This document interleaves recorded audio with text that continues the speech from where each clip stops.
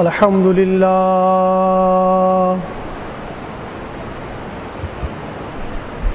لله نحمده ونستعينه ونستغفره ونؤمن به ونتوكل عليه ونعوذ بالله من شرور أنفسنا ومن سيئات أعمالنا من يهده الله فلا مضل له ومن يضلله فلا هادي له ونشهد أن لا إله إلا الله وحده لا شريك له ونشهد أن محمدًا عبده ورسوله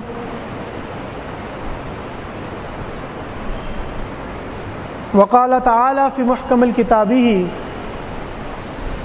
فأعوذ بالله من الشيطان الرجيم بسم الله الرحمن الرحيم سبحان الذي أسرى بعبده ليلا من المسجد الحرام إلى المسجد الأقصى الذي باركنا حوله لنريه من آياتنا إنه هو السميع البصير وقال رسول الله صلى الله عليه وسلم لما كذبتني قريش فقمت في الحجر فجل لي بيت المقدس فتفقت أخبرهم عن آياته وأنا أنظر إليه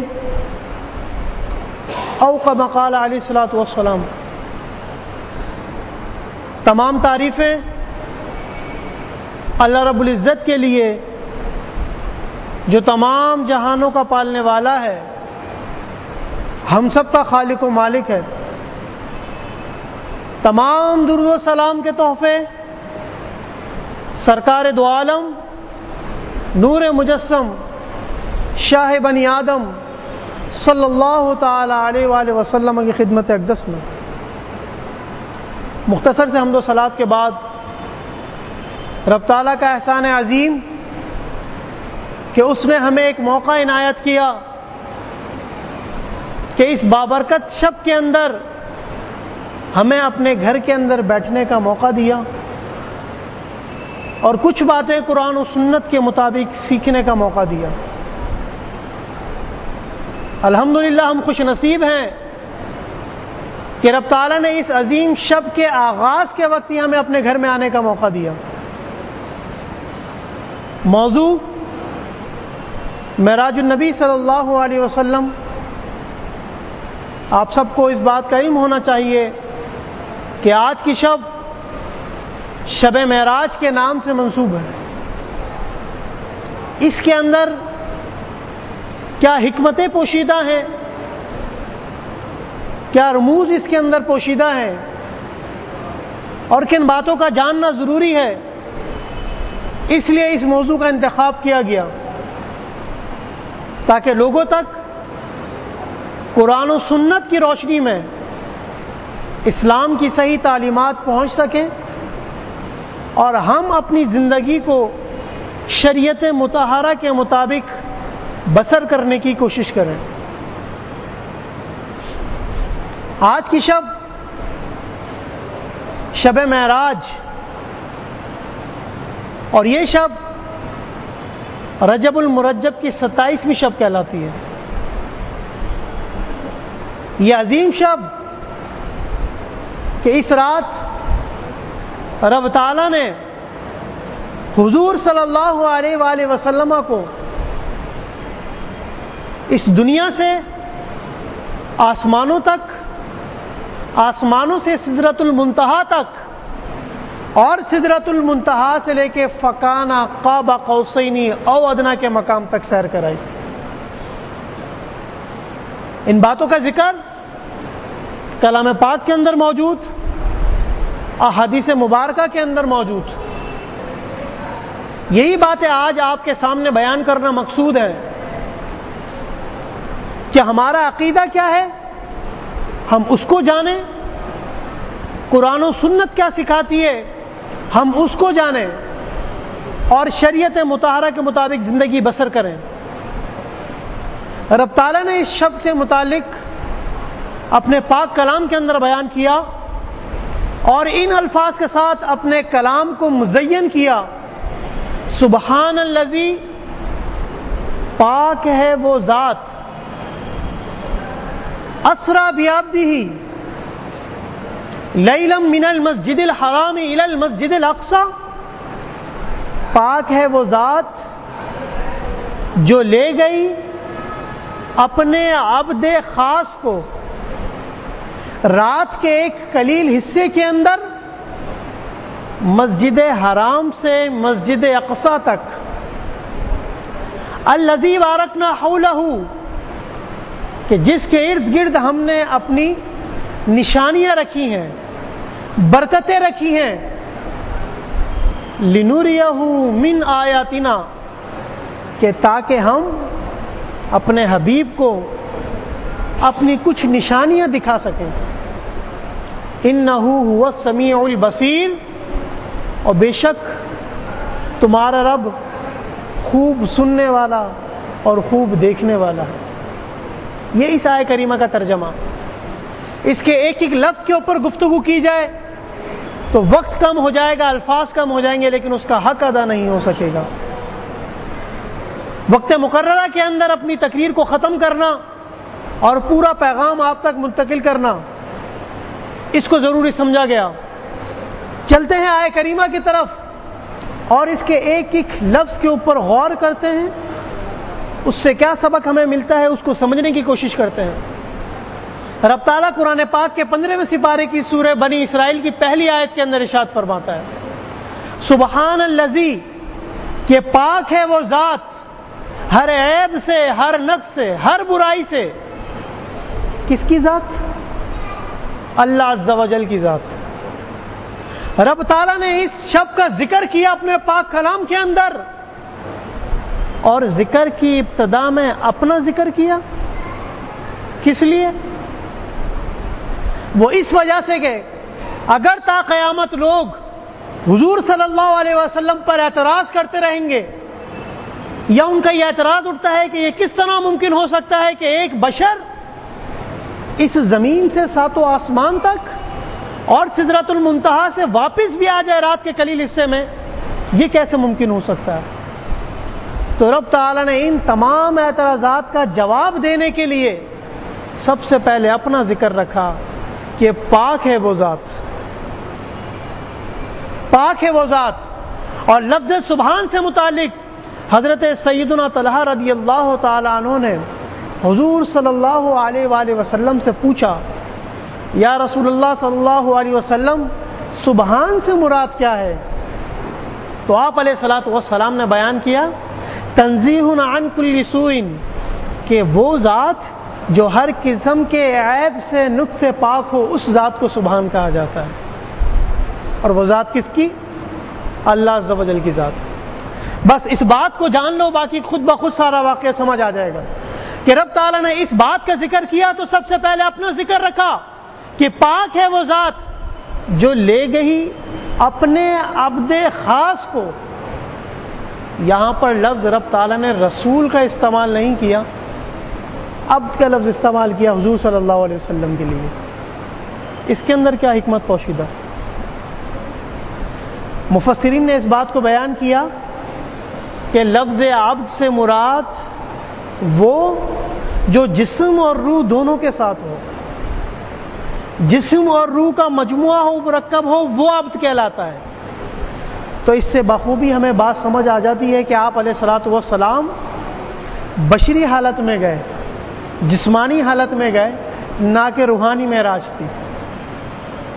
دو باتیں ہمیں سمجھ آ گئیں، اسریٰ بعبدہ لیلا من المسجد الحرام الی المسجد الاقصی، اور یہ سفر رات کے قلیل حصے میں کرایا گیا مسجد حرام بیت اللہ شریف سے، اور دوسرا مقام مسجد اقصی۔ ان دو مقامات کا انتخاب کرنا کیوں ضروری ہوا؟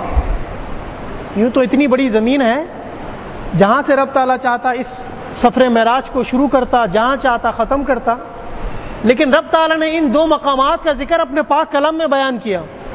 کیوں؟ اس کی حکمت کیا؟ اس کی سب سے بڑی حکمت یہ کہ یہ دو وہ مقام ہیں جو انبیاء کرام کے بھی قبلے رہ چکے ہیں۔ آپ علیہ الصلوۃ والسلام نے ہجرت مدینہ کے بعد تقریباً 16 یا 17 ماہ تک بیت المقدس کی طرف رخ کر کر نماز پڑھائی۔ تو یہ بیت المقدس کی عظمت۔ اس کے بعد آپ علیہ الصلوۃ والسلام کے دل کے اندر یہ خواہش پیدا ہوئی کہ بیت اللہ ہمارا قبلہ بن جائے، اور اس بات کا ذکر رب تعالیٰ نے اپنے پاک کلام کے اندر قرآن پاک دوسرا سپارہ سورہ بقرہ کے اندر بیان کیا۔ قد نرى تقلب وجهك في السماء، کہ ہم آپ کے رخ روشن کو بار بار آسمان کی طرف اٹھتا ہوا دیکھتے ہیں۔ حضور صلی اللہ علیہ وسلم نماز پڑھا رہے ہیں، صحابہ کرام رضوان اللہ تعالی علیہم اجمعین آپ کے پیچھے، اور آپ علیہ الصلوۃ والسلام کی خواہش دل کے اندر یہ پیدا ہو رہی ہے کہ کیوں نہ ہمارا رخ بیت اللہ شریف کی طرف پھیر دیا جائے اور وہ ہمارا قبلہ بن جائے۔ یا آپ علیہ الصلوۃ والسلام کے دل کے اندر خواہش پیدا ہو رہی ہے، اور آپ علیہ الصلوۃ والسلام اپنا رخ روشن آسمان کی طرف اٹھا رہے ہیں، اور رب تعالیٰ نے الفاظ کس طرح ترتیب دی اپنی کتاب میں؟ قد نرى تقلب وجهك في السماء، کہ ہم نے آپ کے رخ روشن کو دیکھا کہ بار بار آسمان کی طرف اٹھ رہا ہے۔ تو حکم کیا دیا رب تعالیٰ نے؟ فَلَا نُوَلِّيَنَّكَ قِبْلَةً تَرْضَاهَا، کہ آپ اپنا رخ روشن اس طرف گھما دیں جہاں آپ چاہتے ہیں۔ یہ رب تعالیٰ نے آپ علیہ الصلوۃ والسلام کے بارے میں قرآن پاک میں بیان کیا۔ قبلۃ ترضا، اسی کو قبلہ بنا لیں جس کی خواہش آپ کے دل کے اندر پیدا ہو رہی ہے۔ یہ رب تعالیٰ اپنے حبیب صلی اللہ تعالیٰ علیہ وآلہ وسلم کا ادب سکھا رہا ہے۔ یہ نہیں فرمایا رب تعالیٰ نے کہ تم نماز کے اندر ہو، تم میری عبادت کر رہے ہو اور تمہارے دل کے اندر کوئی اور خیال کس طرح۔ یہ فرمایا کہ جو خیال آیا حبیب اس کو پورا کر لو، ہماری طرف سے اجازت۔ یہ آپ علیہ الصلوۃ والسلام کا ادب سکھایا رب تعالیٰ نے کلام پاک کے اندر۔ یہ حضور صلی اللہ علیہ وسلم کی تعظیم و تکریم رب تعالیٰ نے ہمیں سکھائی کہ ان کے دل کے اندر خیال پیدا ہوا، رب تعالیٰ نے وحی نازل فرمائی، جبریل علیہ السلام کو بھیجا اور فرمایا کہ فَلَا نُوَلِّيَنَّكَ قِبْلَةً تَرْضَاهَا، جہاں آپ کا دل کرتا ہے اس کو اپنا قبلہ بنا لیں، وہی رب تعالیٰ نے پسند فرمایا۔ تو رب تعالیٰ نے مسجد حرام سے مسجد اقصی تک یہ دو ایسے عظیم مقام اس وقت کرۂ ارض پر موجود تھے کہ ان سے زیادہ عظمت اور شرف والا کوئی مقام اس وقت کرۂ ارض پر موجود نہیں تھا، چونکہ معراج ہجرت سے قبل ہوئی اور ہجرت کے بعد مسجد نبوی تعمیر ہوئی، تو اس کی فضیلت احادیث مبارکہ کے اندر آئی۔ اس لیے یہ دو مقام کرۂ ارض پر سب سے زیادہ عظمت والے تھے۔ رب تعالیٰ نے ان دونوں مقام کا انتخاب فرمایا اور آپ علیہ الصلوۃ والسلام کو مسجد حرام سے مسجد اقصی تک کا سفر کرایا، اور مسجد اقصی تک لے گئے۔ پھر الذی بارکنا حولہ لنریہ، اور بتایا کہ مسجد اقصی لے جانے کا مقصد وہ ایسا عظیم مقام ہے کہ جس کے ارد گرد ہم نے برکتیں رکھی ہیں۔ وہاں برکتوں سے مراد کیا؟ مفسرین نے اس نقطے کو بھی بیان کیا کہ وہاں برکت سے مراد یہ کہ وہ ایسا مقام ہے جہاں پر سب سے زیادہ انبیاء کرام علیہم الصلوۃ والتسلیم کو مبعوث کیا گیا، ان کو بھیجا گیا، اور ان کی قبور وہاں پر ہے، ان کے گھر وہاں پر تھے، ان کی قبور وہاں پر ہے۔ رب تعالیٰ نے اس کے ارد گرد برکتیں رکھی۔ اس کے بعد آگے رب تعالیٰ فرماتا ہے لِنُرِيَهُ مِنْ آیَاتِنَا، تاکہ انہیں ہم اپنی کچھ نشانیوں کا مشاہدہ کرائیں۔ اب وہ نشانیاں کیا؟ وہ مسجد اقصی سے لامکاں تک کا جو سفر ہے وہ نشانیاں ہیں۔ یہ ساری بات رب تعالیٰ نے اپنے پاک کلام کے اندر قرآن پاک 15واں سپارہ سورہ بنی اسرائیل کی پہلی آیت میں بیان کر دی۔ اور جب سفر معراج شروع ہوا اس وقت حضور صلی اللہ علیہ وسلم مقام حتیم میں آرام فرما رہے تھے۔ سیدنا جبریل علیہ نبینا علیہ الصلوۃ والسلام فرشتوں کا ایک لشکر لے کر آپ علیہ الصلوۃ والسلام کی بارگاہ کے اندر حاضر ہوتے ہیں اور آپ کو اٹھا کر فرماتے ہیں کہ آپ کو آپ کے رب نے یاد کیا ہے۔ اس کی وجہ کیا تھی کہ سفر معراج آپ علیہ الصلوۃ والسلام کو کرایا گیا؟ ایک ایک بات کا جاننا ضروری ہے تاکہ ہر بات ہمارے دل اور دماغ کے اندر صحیح طریقے سے واضح ہو جائے۔ اس کے بارے میں بیان کیا جاتا ہے کہ حضور صلی اللہ علیہ وسلم سفر معراج سے قبل بہت غمگین تھے، پریشانی کے عالم میں تھے۔ وہ کیا پریشانی تھی؟ کیونکہ حضرت ابو طالب کا انتقال ہوا اور اسی کے بعد ام المومنین سیدۃ الکبریٰ خدیجۃ الکبریٰ رضی اللہ تعالی عنہ کا وصال ہوا۔ ان دونوں کا انتقال قریب قریب ہوا تو آپ علیہ الصلوۃ والسلام کو اس کا بہت غم تھا۔ وہ بہت غمگین ہو گئے تھے کہ یہ دونوں ہستیاں جو آپ کے ساتھ ہر چیز کے اندر کار فرما تھیں، اماں خدیجۃ الکبریٰ رضی اللہ تعالی عنہ، یہ امہات المومنین میں سے اور سب سے پہلی زوجہ آپ علیہ الصلوۃ والسلام کی، یہ وہ ہستی ہیں کہ جب آپ علیہ الصلوۃ والسلام کے اوپر وحی کا نزول ہوا تو وہ سب سے پہلے جس کے پاس گئے تھے وہ اماں سیدہ خدیجۃ الکبریٰ رضی اللہ تعالی عنہ تھیں، اور انہوں نے ہی آپ کو دلاسا دیا۔ یہ وہ ہستی ہیں کہ حضور صلی اللہ علیہ وآلہ وسلم کی ساری اولاد ان کے بطن مبارک سے سوائے ایک بیٹے کے جو ماریہ قبطیہ رضی اللہ تعالی عنہ کے بطن مبارک سے پیدا ہوئی۔ آپ علیہ الصلوۃ والسلام کو ان سے بے پناہ محبت تھی اور وہ حضور صلی اللہ علیہ وسلم کا بے پناہ ادب اور احترام کیا کرتے، کیونکہ وحی کا نزول ان کے سامنے ہوا، وحی کی ابتدا ان کے سامنے ہوئی۔ تو ان دونوں شخصیت کا انتقال ہوا، آپ علیہ الصلوۃ والسلام بہت غم کے اندر تھے، تو رب تعالیٰ نے آپ علیہ الصلوۃ والسلام کو سفر معراج پر بلوایا تاکہ ان کا غم ہلکا ہو اور ہم اپنی نشانیاں اپنے حبیب صلی اللہ علیہ وسلم کو دکھا سکیں۔ یہ سفر معراج مسجد حرام سے شروع ہوتا ہے اور آپ علیہ الصلوۃ والسلام کو سیدنا جبریل علیہ الصلوۃ والسلام لینے آتے ہیں فرشتوں کے ساتھ، اور اس وقت آپ علیہ الصلوۃ والسلام کو کس سواری کے لیے لے کر آئے؟ وہ سواری براق کہلاتی ہے، اور براق لفظ برق سے مشتق ہے، اور برق کسے کہتے ہیں؟ عربی میں برق بجلی کو کہتے ہیں، روشنی کو کہتے ہیں، اس لیے اس کو براق کہا گیا۔ اب روشنی کا اس سے کیا تعلق، یہ سمجھنا بھی ضروری۔ آپ کو پتہ ہے کہ سب سے تیز رفتار روشنی کی ہے، 1,86,000 میل فی سیکنڈ یہ سفر طے کرتی ہے روشنی۔ روشنی سفر طے کرتی ہے، اور جو جانور لایا گیا وہ براق جو لفظ برق سے مشتق۔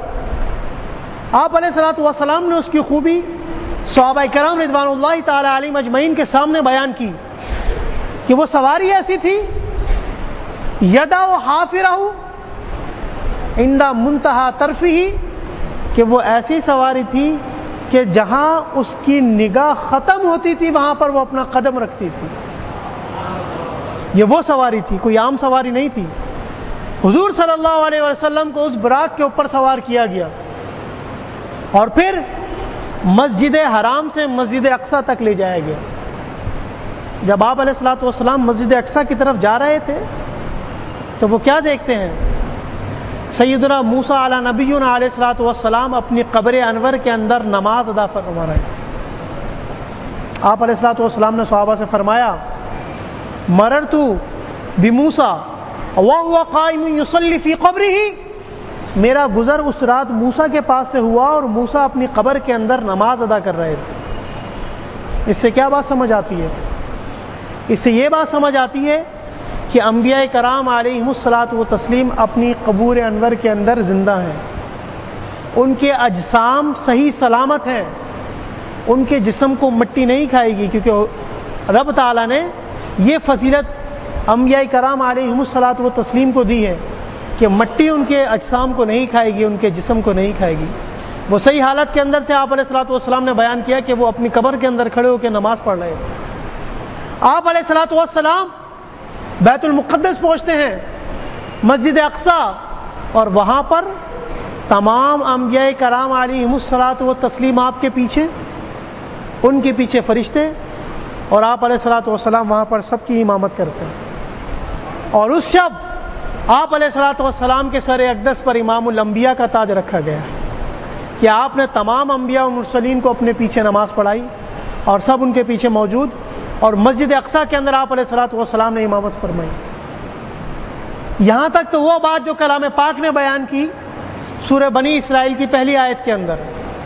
اب اس سے آگے لِنُرِيَهُ مِنْ آیَاتِنَا کی تفسیر شروع ہوتی ہے، جو آپ علیہ الصلوۃ والسلام نے حدیث مبارکہ کے اندر بیان کی، اور اس حدیث کے راوی سیدنا انس بن مالک رضی اللہ تعالی عنہ ہیں، بڑے جلیل القدر صحابی، اور یہ حدیث ترمذی شریف کے اندر بھی، بخاری شریف کے اندر بھی طویل حدیث ہے۔ پورا واقعہ معراج آپ علیہ الصلوۃ والسلام نے اس حدیث میں بیان کیا، اس کے کچھ حصے آپ کے سامنے بیان کرتا ہوں۔ آپ علیہ الصلوۃ والسلام نے واقعہ معراج بیان کیا۔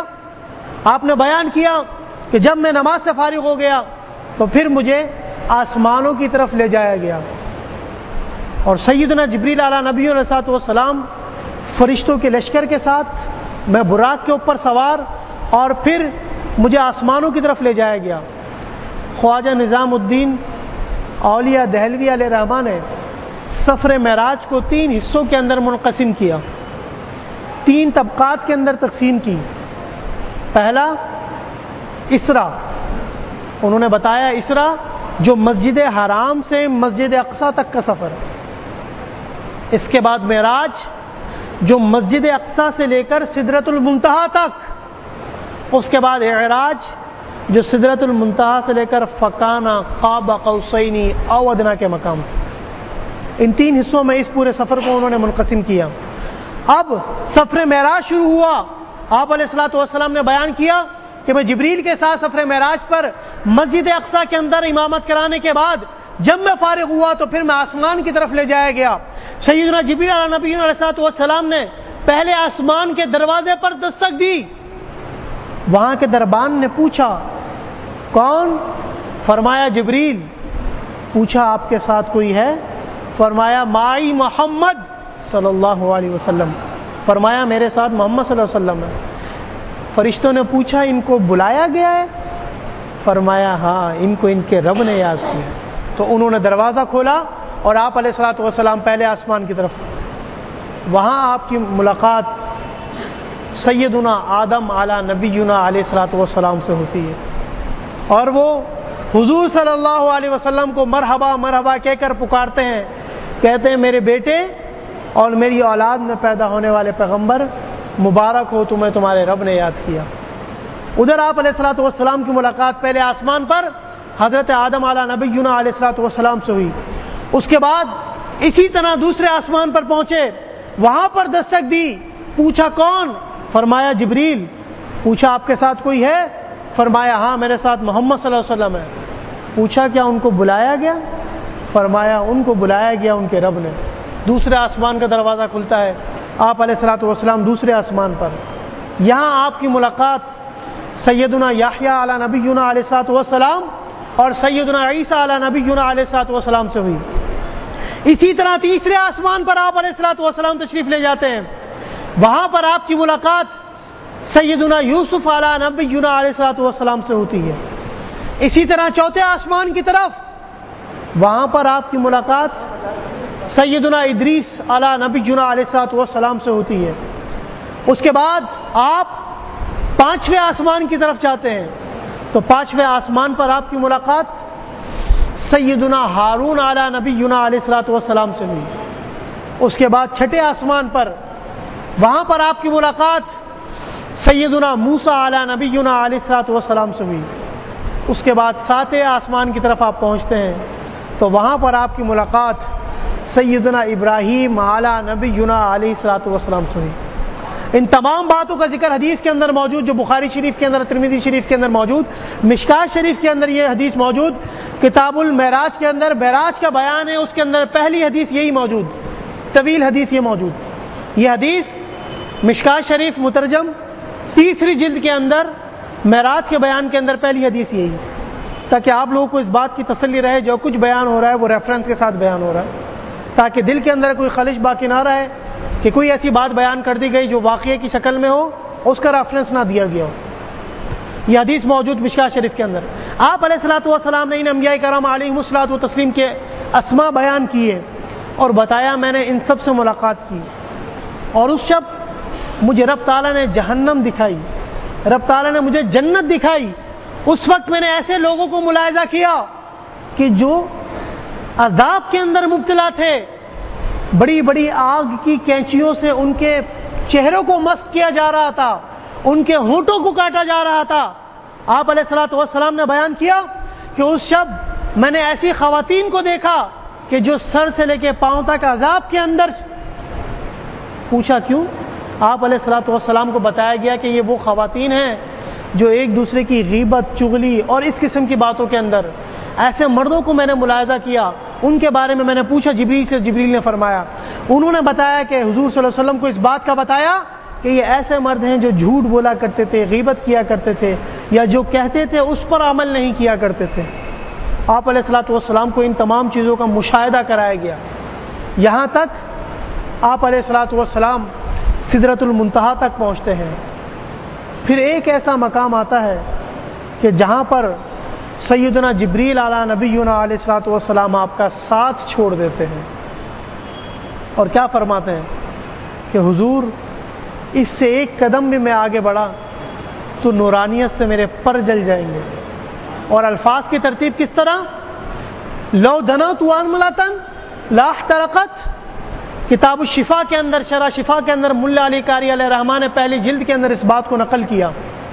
انہوں نے بتایا کہ سیدنا جبریل علیہ نبینا علیہ الصلوۃ والسلام نے حضور سے فرمایا کہ حضور اگر انگلی کے پورے کے برابر اگر اتنا بھی میں آگے بڑھا تو نورانیت سے میرے پر جل جائیں گے، اس سے آگے جبریل نہیں جا سکتا، یہ جبریل کی حد ہے۔ یہاں تک سیدنا جبریل علیہ نبینا علیہ الصلوۃ والسلام رک گئے، اس سے آگے آپ علیہ الصلوۃ والسلام کو بلایا گیا، جو رب تعالیٰ کے سب سے قریب فرشتہ، جو رب تعالیٰ سے وحی لے کر، رب کا پیغام لے کر انبیاء کرام علیہم الصلوۃ والتسلیم کی طرف آتے ہیں، وہ سیدنا جبریل علیہ نبینا علیہ الصلوۃ والسلام ہے۔ ایک مقام پر آ کر وہ بھی رک گئے، آپ علیہ الصلوۃ والسلام اس سے بھی آگے گئے، سدرۃ المنتہا سے بھی آگے آپ علیہ الصلوۃ والسلام گئے۔ کیوں؟ کہ رب تعالیٰ کو اپنی نشانیاں دکھانی تھیں، تو کچھ نشانیاں تو اس صورت میں دکھا دیں کہ ایک تو سیدنا موسیٰ علیہ نبینا علیہ الصلوۃ والسلام قبر انور کے اندر نماز پڑھ لیں، اس کے بعد جب مسجد اقصیٰ پہنچتے ہیں تو حضور کے پیچھے نماز پڑھ لیں، جب چھٹے آسمان پر پہنچتے ہیں تو وہاں وہ ان کو مرحبا کہنے کے لیے کھڑے ہوئے، یہ بھی نشانیوں میں سے ایک نشانی۔ جنت کا مشاہدہ کرایا گیا، یہ بھی نشانی۔ جہنم دکھائی گئی، یہ بھی نشانی۔ رب تعالیٰ نے اپنی بے شمار نعمتیں، رحمتیں، برکتیں دکھائیں، بے شمار نشانیاں دکھائیں، یہ سب حضور علیہ الصلوۃ والسلام پر رب تعالیٰ کا خاص فضل و احسان۔ پھر آپ علیہ الصلوۃ والسلام اس مقام پر پہنچتے ہیں جس کو رب تعالیٰ نے اپنے پاک کلام کے اندر بیان کیا، فَكَانَ قَابَ قَوْسَيْنِ أَوْ أَدْنَىٰ، کہ وہ مقام کہ حضور علیہ الصلوۃ والسلام اپنے رب کے دو قوسین کے قریب، دو کمانوں کے قریب پہنچ گئے، بلکہ اس سے بھی قریب، او ادنا کا ذکر رب تعالیٰ نے کیا قرآن پاک 27واں سپارہ سورہ نجم کے اندر، فَكَانَ قَابَ قَوْسَيْنِ أَوْ أَدْنَىٰ، کہ اس شب حضور صلی اللہ علیہ وسلم اپنے رب سے اتنے قریب ہوئے یہاں تک کہ دو کمانوں کا فاصلہ رہ گیا، بلکہ اس سے بھی زیادہ قریب ہوئے۔ پھر رب تعالیٰ نے اپنے حبیب صلی اللہ علیہ وسلم کو جو پیغام دینا تھا وہ دیا۔ اس شب رب تعالیٰ نے ایک عظیم تحفہ حضور صلی اللہ علیہ وسلم کو دیا، وہ تحفہ کیا تھا؟ نماز کا تحفہ۔ نماز جیسی عظیم عبادت رب تعالیٰ نے حضور صلی اللہ علیہ وسلم کو اس رات عطا کی، اور 50 نمازیں عطا کی اس امت کے لیے، ہم سب کے لیے، مسلمانوں کے لیے۔ 50 نمازوں کا تحفہ حضور صلی اللہ علیہ وسلم کو رب تعالیٰ نے شب معراج پہ دیا۔ یہ دیکھیں نماز کتنا عظیم تحفہ ہے کہ جب روزے کی فرضیت کا حکم آتا ہے تو حکم دیا جاتا ہے زمین پر، زکوٰۃ کی فرضیت کا حکم زمین پر دیا جاتا ہے، حج کی فرضیت کا حکم زمین پر دیا جاتا ہے، لیکن نماز جب دی جاتی ہے تو عرش معلیٰ پر بلا کر دی جاتی ہے۔ یہ کتنی عظیم عبادت ہے۔ حضور صلی اللہ علیہ وسلم کو 50 نمازوں کا تحفہ دیا گیا۔ آپ علیہ الصلوۃ والسلام رب کی بارگاہ سے لوٹے تو ملاقات کس سے ہوئی؟ سیدنا موسیٰ علیہ نبینا علیہ الصلوۃ والسلام سے۔ پوچھا آپ کے رب نے آپ کو کیا عطا کیا؟ فرمایا میرے رب نے مجھے 50 نمازوں کا تحفہ دیا ہے۔ تو موسیٰ علیہ نبینا علیہ الصلوۃ والسلام نے فرمایا ارجع الی ربک واسألہ تخفیف، اپنے رب کی طرف لوٹ جائیں اور اس سے کچھ تخفیف مانگیں، اپنے رب کی بارگاہ کے اندر عرض کریں کہ یا رب یہ زیادہ ہے، کچھ کم کر دے۔ وہ رب کی طرف لوٹتے ہیں، رب تعالیٰ نے 10 نمازیں کم کر دی، پھر وہ واپس آتے ہیں، پھر پوچھا کتنی رہ گئی، فرمایا 10 کم کر دی، کہا ارجع الی ربک واسألہ تخفیف، دوبارہ اپنے رب کی طرف لوٹ جائیں اور اس کی بارگاہ میں عرض کریں یا رب یہ کچھ زیادہ ہے، کچھ کم کر دیں، پھر کم کر دی، یہاں تک کہ 5 نمازیں رہ گئیں۔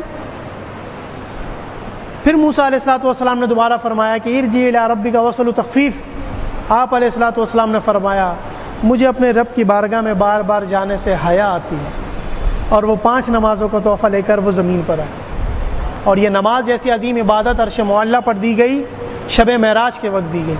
آپ علیہ الصلوۃ والسلام واپسی کی طرف ہیں، جب یہ واقعہ آپ علیہ الصلوۃ والسلام نے دوسرے دن صبح لوگوں کو بتایا تو کفار مکہ کو ایک بہت اچھا موقع مل گیا آپ علیہ الصلوۃ والسلام کا مذاق اڑانے کا، ان کو ایذا دینے کا، ان کو تکلیف پہنچانے کا۔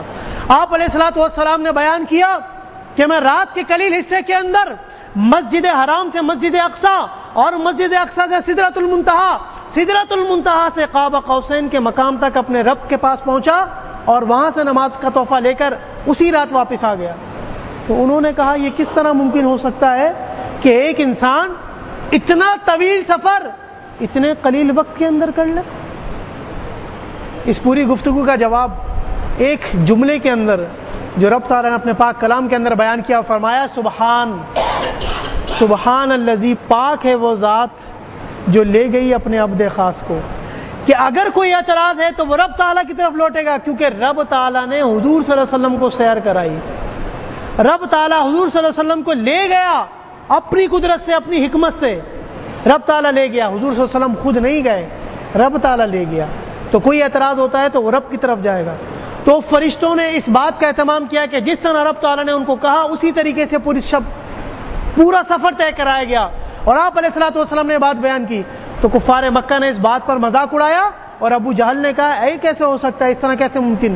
انہوں نے بولا کہ اگر اس طرح ہوتا ہے تو چلو، اس وقت قریش کے اندر ایک اور جلیل القدر شخصیت ہے، وہ کون سی؟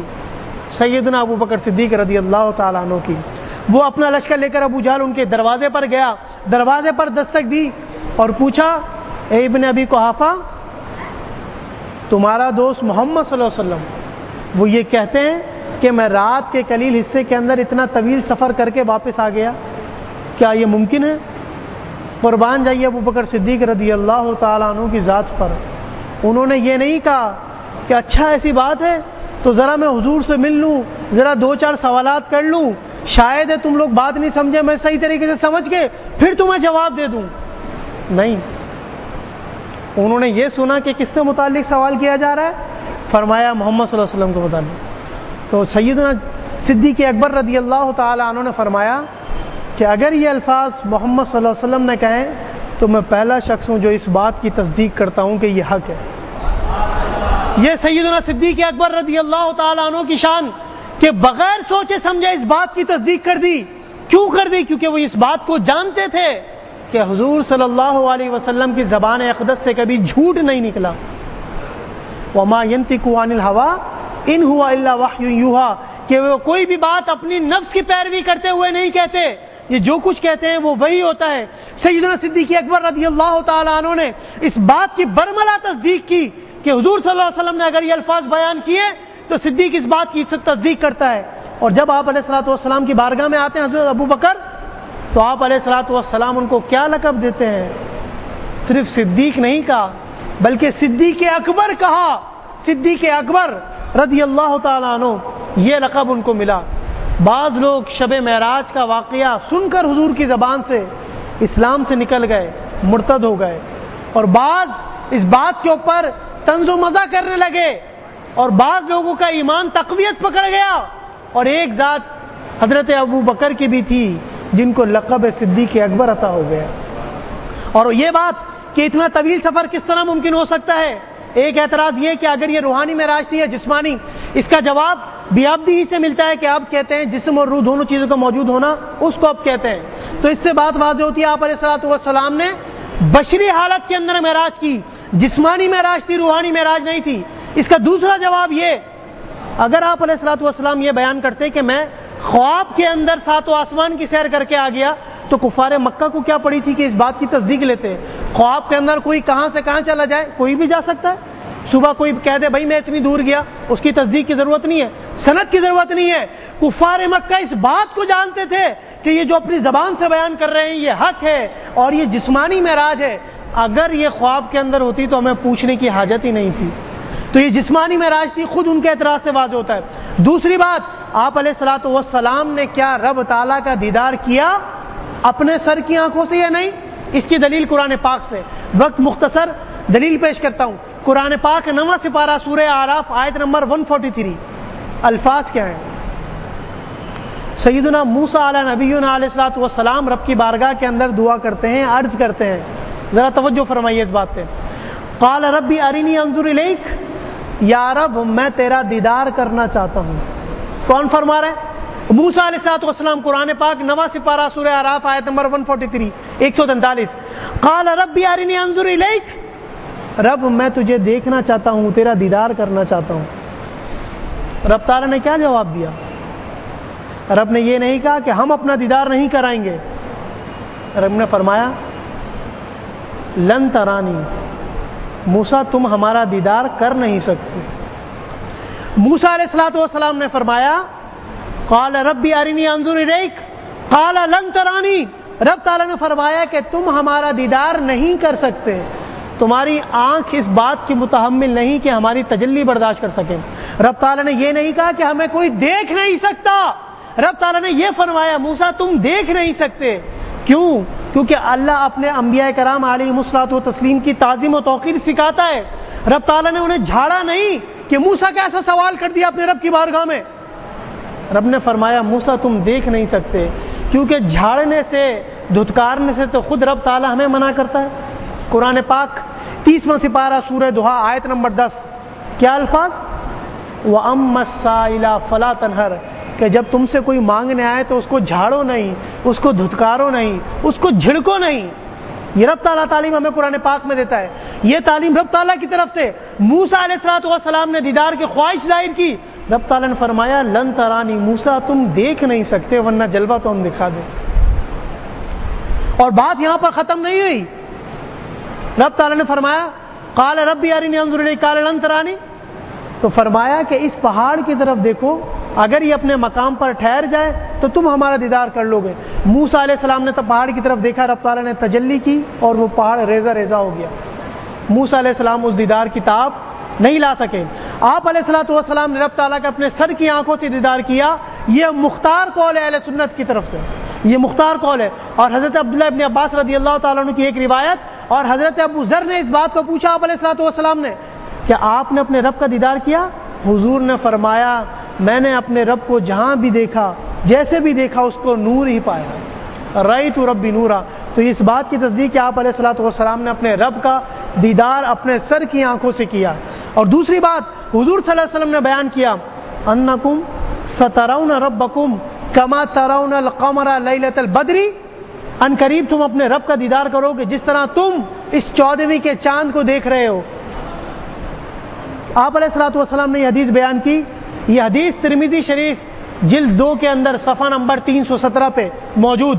کیا بیان کیا کہ تم اپنے رب کا دیدار کرو گے، کل بروز قیامت رب تعالیٰ اپنا دیدار اپنے نیک بندوں کو کرائے گا۔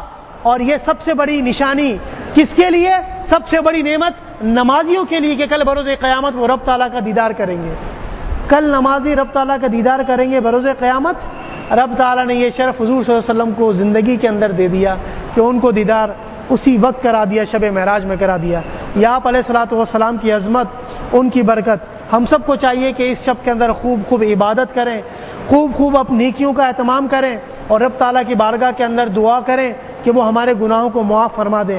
وآخر دعوانا ان الحمد للہ رب العالمین۔